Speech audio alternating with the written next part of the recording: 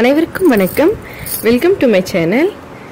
இன்னைக்கு பால்ல இருந்து சென்னா திரிச்சு அதிலிருந்து பன்னீர் எப்படி நல்லா சாஃப்டாக நம்ம வீட்டிலையே செய்கிறதுன்னு சொல்லி பார்க்கலாங்க.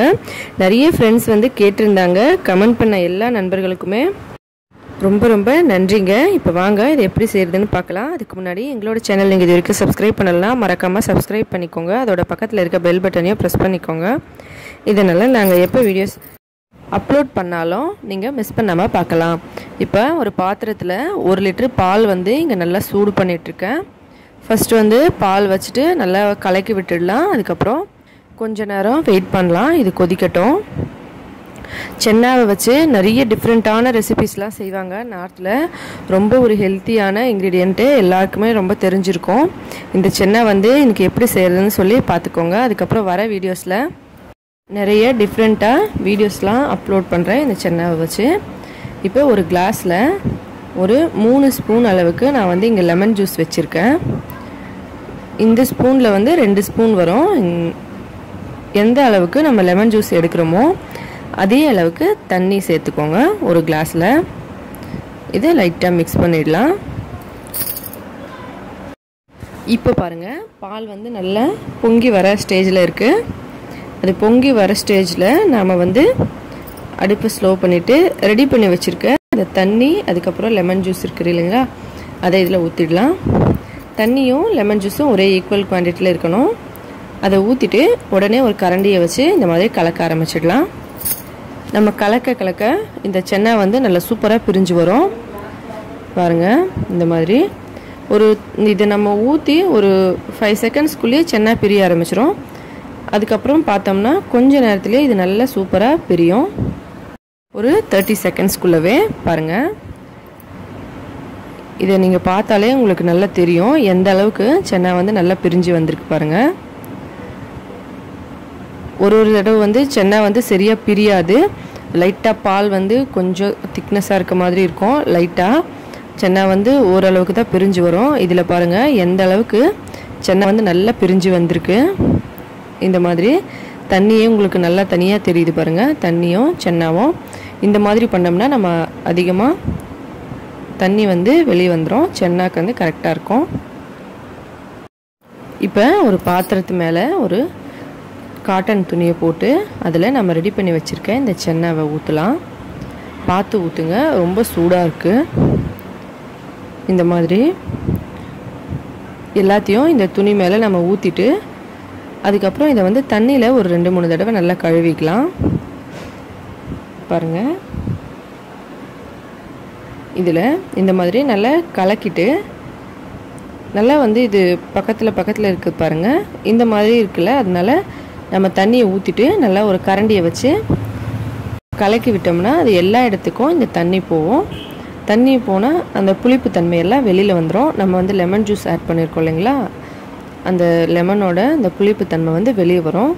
அதுக்காக தான் நம்ம இந்த தண்ணி ஊற்றி ஒரு 2-3 தடவை நல்லா கழுவிக்கலாம். இந்த மாதிரி மறுபடியும் கலக்கி விட்டு கரண்டியில் கழுவிக்கலாம். இப்போ பாருங்கள், இதை நல்லா கழுவியாச்சு. அதிலிருந்து புளிப்புத்தன்மையெல்லாம் வெளியில் வந்துடும்.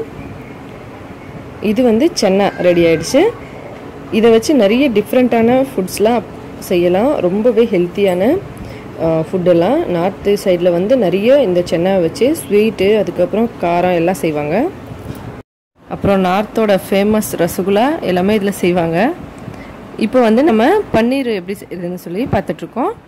இந்த துணி 4 சைடும் நம்ம பிடிச்சி இந்த தண்ணியை இதை பிழிஞ்சு வெளியே எடுக்கலாம். இது இந்த மாதிரி இப்படி நல்லா நம்ம அழுத்தி அது உள்ளே இருக்க தண்ணி எல்லாத்தையுமே வெளியே எடுத்துடணும். நம்ம சென்னால அந்த அளவுக்கு பிழிஞ்சு தண்ணி எடுக்க வேண்டிய அவசியம் இல்லை எந்த ஃபுட் செஞ்சாலுமே. ஆனால் பன்னீர் செய்யும்போது பன்னீர் நல்லா கொஞ்சம் அந்த கெட்டியாக இருக்க மாதிரி சாஃப்டாக இருக்கும். அதனால் நம்ம இந்த தண்ணியெல்லாம் ஃபுல்லாக வெளியே எடுக்கணும். இந்த மாதிரி அழுத்தி தண்ணியெல்லாம் வெளியே எடுத்துட்டு அதுக்கப்புறம் இதுக்கு ஒரு ஷேப் கொடுத்து இந்த மாதிரி வச்சுட்டு அதுக்கு மேலே நம்ம கொஞ்சம் வெயிட் வச்சிடலாம். வெயிட் வச்சோம்னா இது நல்லா கொஞ்சம் தண்ணியெல்லாம் வெளியே வரும். கொஞ்சமாக தண்ணி இருந்தால் கூட அதெல்லாம் வந்துடும். இப்போ பாருங்கள், இந்த மாதிரி ஒரு சைடில் நம்ம ஒரு முடிச்சு மாதிரி போட்டுட்டு ஒரு ஷேப் மாதிரி கொடுத்துட்டு அது மேலே ஒரு தட்டோ இல்லை ஏதாவது வச்சுட்டு அது மேலே நல்லா வெயிட்டாக இந்த மாதிரி ஒரு பொருள் வச்சிடலாம். வச்சுட்டு இது கொஞ்ச நேரம் நம்ம இந்த மாதிரி வச்சோம்னா அதுக்குள்ளே இருக்க தண்ணி கொஞ்சம் நஞ்சம் இருந்தால் கூட அது ஃபுல்லாக வெளியே வந்துடும். அதனால தான் நம்ம அந்த மாதிரி வைக்கணும். ஒரு காட்டன் துணியை போட்டு அது மேலே நம்ம கட்டின பன்னீரை வச்சுட்டு அது மேலே வெயிட்டாக ஒரு பொருள் இந்த மாதிரி வச்சு அதுக்கு மேலே நல்லா ஒரு கனமான ஏதாவது ஒரு பொருள் வச்சிடலாம். இப்படி வச்சுட்டு ஒரு 1/2 hour அப்படியே ரெஸ்ட்டில் வச்சிடலாம். பன்னீர் வந்து எப்போவுமே ஃப்ரெஷ்ஷாக குழம்பு அதுக்கப்புறம் நிறைய கரீஸ்லாம் செஞ்சோம்னா ரொம்ப சூப்பராக இருக்கும். நம்ம கடையிலேருந்து வாங்கி செய்கிறத விட வீட்டில் செய்கிறது ரொம்ப சாஃப்டாக சூப்பராக இருக்கும்.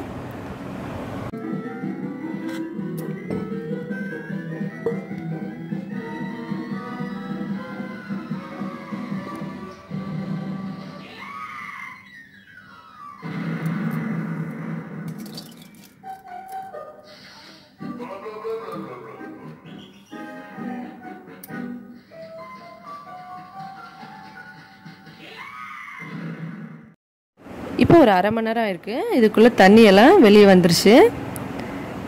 நாம் வந்து பன்னீர் உடனே சமைக்கலாம், இப்போ ரெடியாக இருக்குது.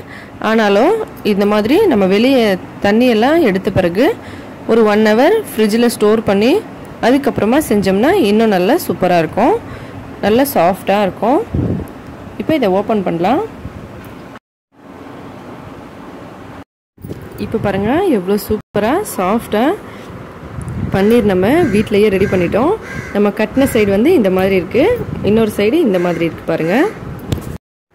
இந்த மாதிரி வீட்டிலையே நம்ம பன்னீர் செஞ்சு குழந்தைங்களுக்கு வீட்டில் எல்லோரும் சாப்பிடலாம். கண்டிப்பாக ட்ரை பண்ணி பாருங்கள். இந்த வீடியோ உங்களுக்கு பிடிச்சிருந்தால் லைக் பண்ணுங்கள், உங்களோட ஃப்ரெண்ட்ஸுங்களுக்கெல்லாம் மறக்காமல் ஷேர் பண்ணுங்கள், கமெண்ட் பண்ணுங்கள். எங்களோட இந்த சேனல் உங்களுக்கு பிடிச்சிருந்தா மறக்காமல் சப்ஸ்கிரைப் பண்ணிக்கோங்க. மேலும் இதே போல் இன்னும் பல வீடியோஸ் பார்க்குறதுக்கு இந்த வீடியோவை பார்த்த அனைத்து நண்பர்களுக்கும் மிக்க நன்றி. வணக்கம்.